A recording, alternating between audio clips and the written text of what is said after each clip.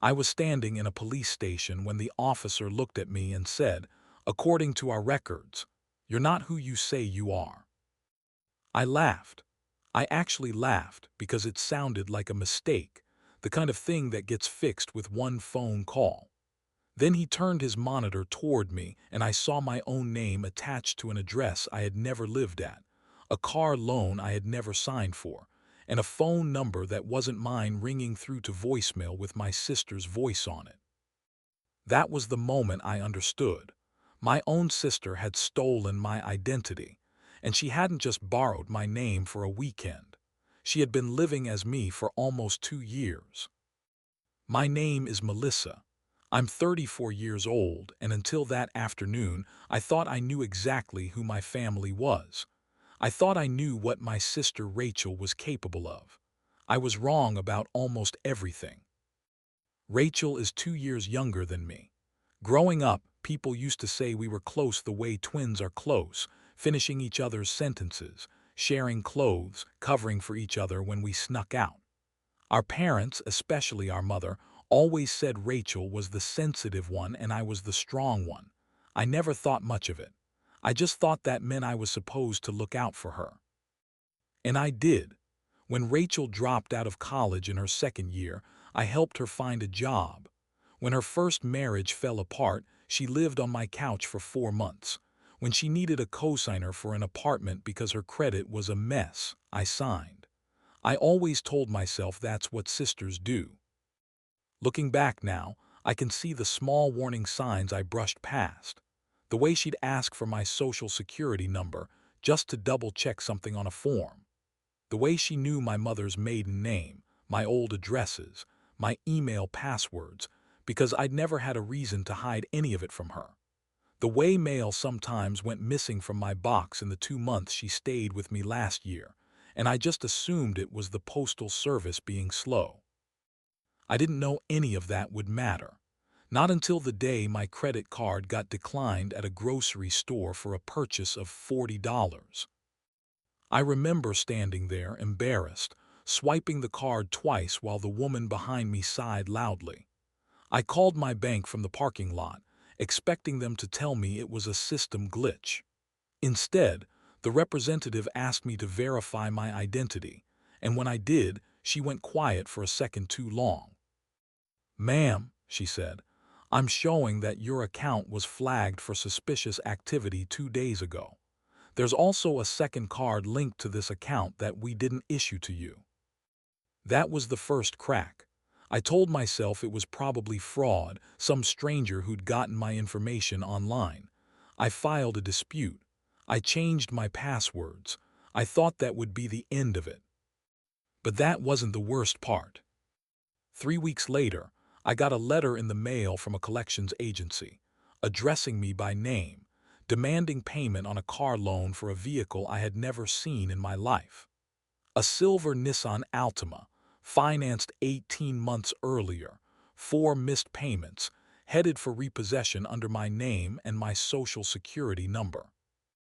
I sat at my kitchen table reading that letter twice, then a third time, because none of the words were rearranging themselves into something that made sense. I hadn't bought a car.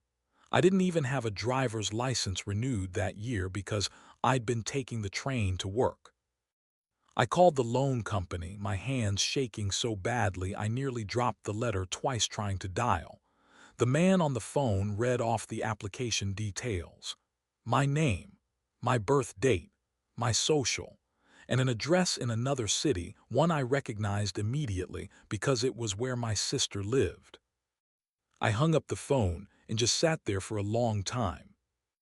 I want to be honest with you. My first instinct wasn't anger. It was denial. I told myself there had to be an explanation. Maybe someone had stolen mail from her house too. Maybe a roommate of hers had done this. Anything but the obvious answer sitting right in front of me. So I called Rachel. She picked up on the second ring, cheerful, asking about my day like nothing was wrong. I asked her carefully if she knew anything about a car loan taken out in my name. There was a pause, just a beat too long. "Why would I know anything about that?" she said. That's so weird. You should probably call the police. I remember believing her. I remember apologizing for even asking. That's how good she was. I couldn't have been more wrong. 2 weeks after that call, my bank froze my checking account entirely, citing irregular activity consistent with identity fraud. I had $11 in cash in my wallet and a mortgage payment due in 4 days. I called my mother in a panic, half expecting comfort, half expecting help. Instead, she asked me why I was attacking my sister. I hadn't said Rachel's name once in that conversation. She told me, "You've been asking her strange questions," my mother said. "She's going through a hard time, Melissa. Her divorce, the custody situation, she doesn't need this stress from you right now." I sat there stunned, phone pressed to my ear, realizing my sister had already called our mother and framed the entire situation before I'd even accused her of anything. That was level 2 for me. Confusion had turned into suspicion, and suspicion was turning into something colder. I want to slow down here, because what happened next is the part that still makes my chest tight when I think about it. I went to the police station in my own city to file an identity theft report. The officer taking my statement was kind, methodical, walking me through the timeline.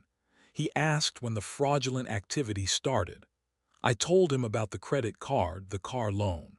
He typed for a while, then looked up at me with an expression I didn't like. "Ma'am, I need to ask you something.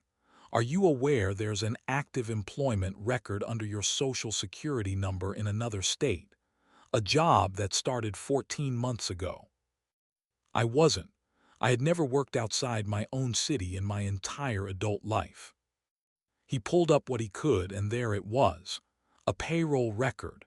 My name, my social, a job title at a medical billing company 2 states away, with tax withholdings and everything. Someone had been earning a paycheck as me for over a year. That's when the pieces started assembling into a picture I didn't want to see. Rachel had moved states with her new boyfriend 8 months after her divorce. The timeline matched almost perfectly. I asked the officer what happens next.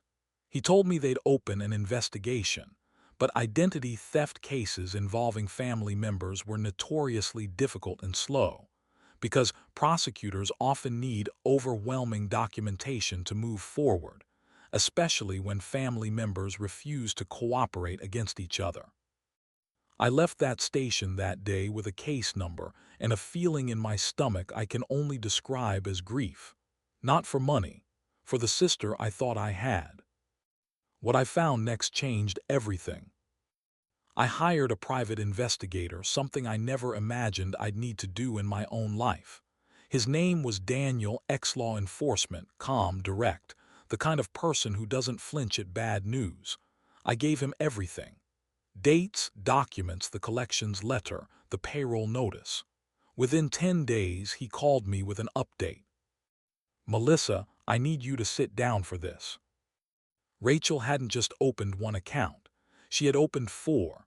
A car loan, 2 credit cards, a payday loan under a slightly misspelled version of my name that had somehow still cleared. And the job. The job was the most damning part because it meant she'd used a fake photo ID with my information and her own picture on it to pass a background check. Daniel had pulled records showing the notarized signature on the car loan application. He compared it to old birthday cards Rachel had written me as a teenager, cards I still had boxed up in my closet. The handwriting matched. Not identical to a courtroom certain degree yet, but close enough that a forensic document examiner would likely confirm it. I remember putting the phone down and walking outside just to breathe. My own sister had used a fake ID with her face on it and my name to get a job, because her credit and her background were so damaged from the divorce that no one would hire her as herself. She had erased me to save herself. I thought the nightmare was over once I understood what had happened. I was wrong about that too. Because when I confronted Rachel directly, calling her one final time before involving lawyers. She didn't deny it right away.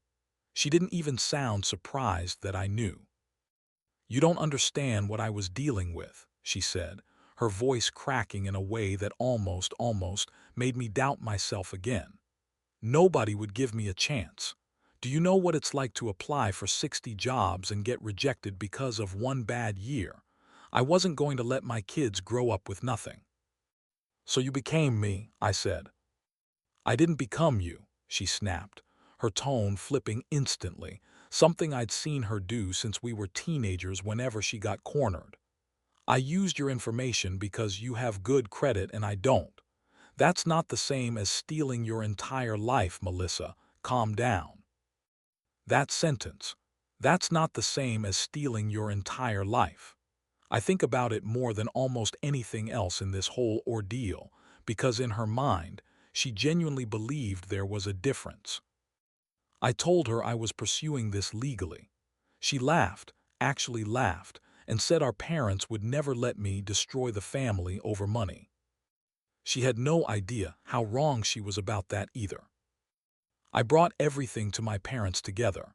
Not accusations, documents, the payroll record, the car loan application, the forged signature comparison from Daniel's preliminary report.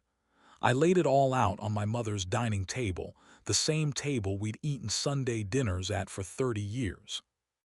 My father went pale and quiet, which for him meant he believed it immediately.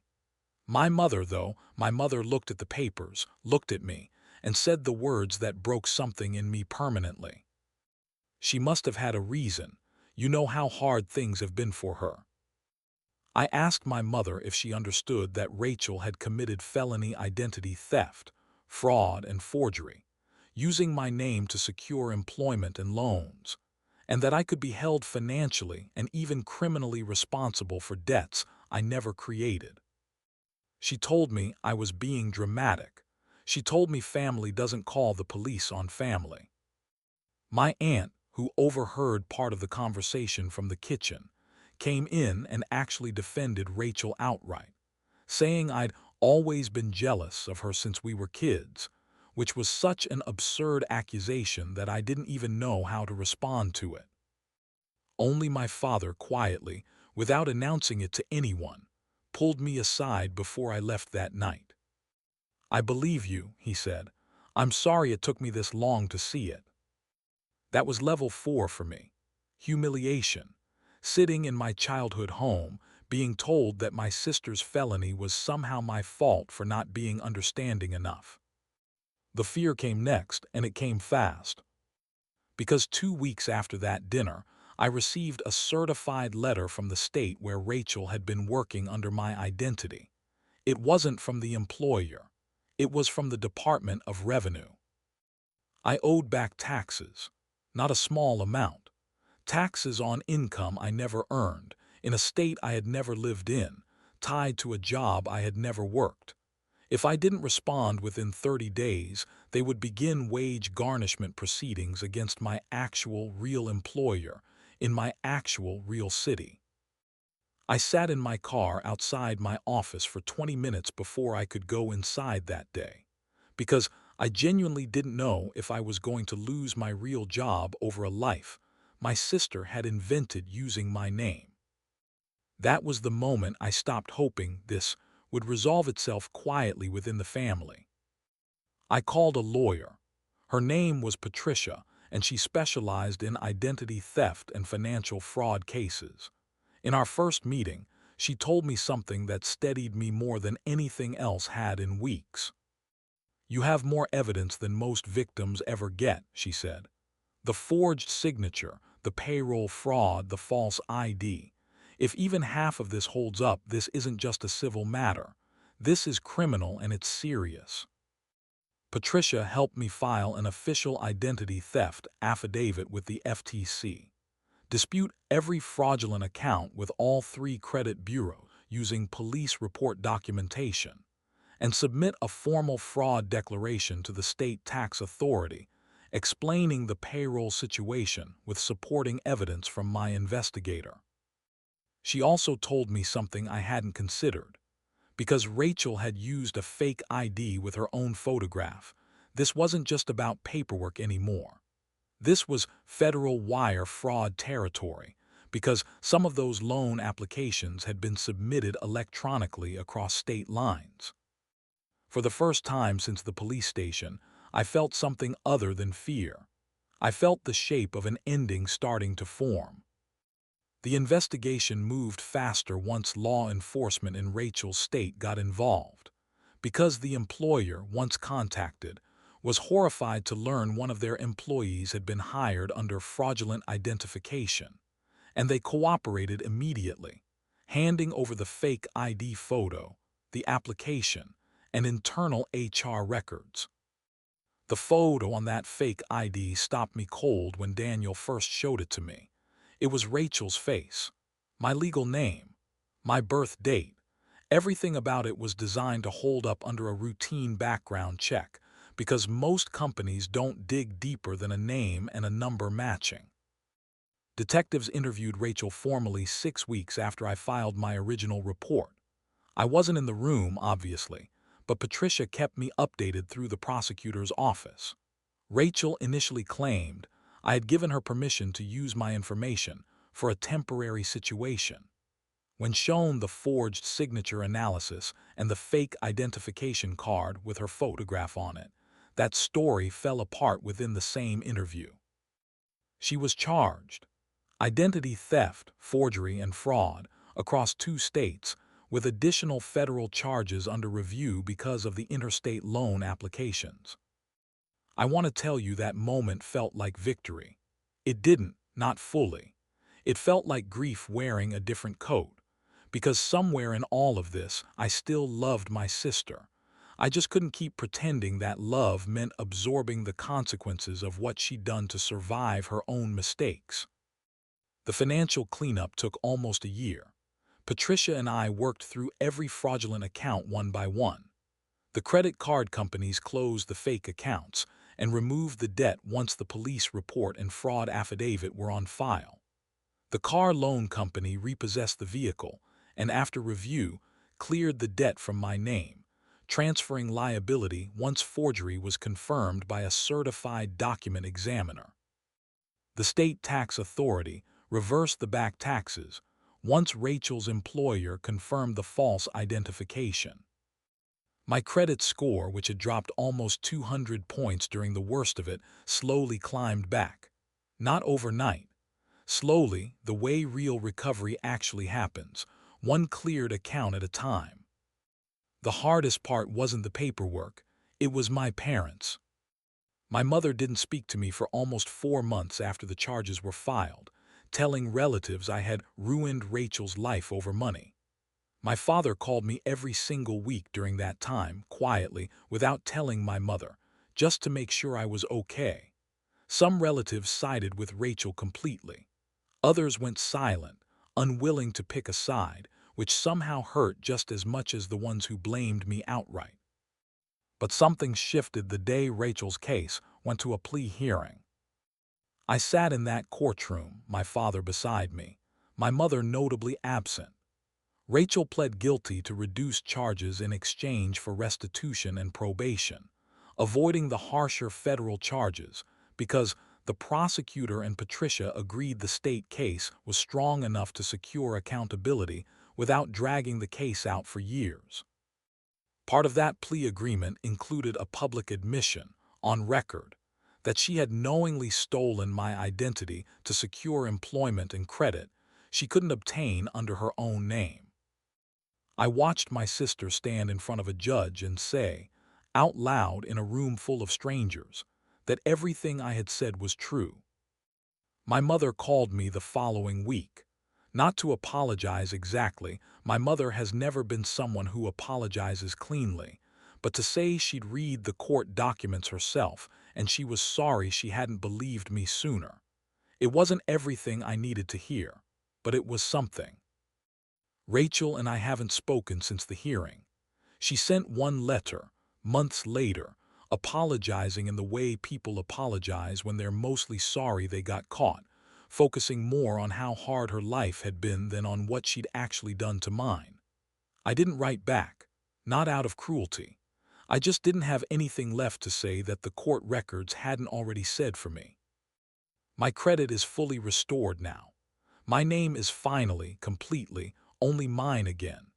I moved to a new apartment last spring, and for the first time in 2 years, I didn't feel the small flicker of dread every time an unfamiliar envelope showed up in my mailbox.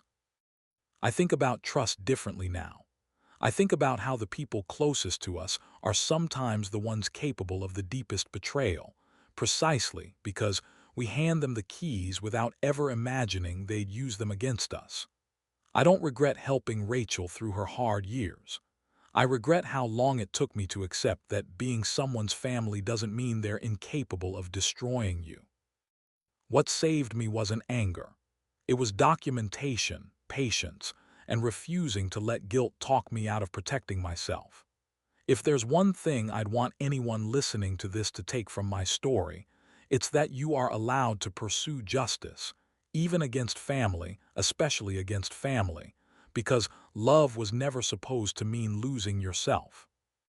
If this story kept you hooked, subscribe to Raw Revenge for more unforgettable true-style family betrayal stories.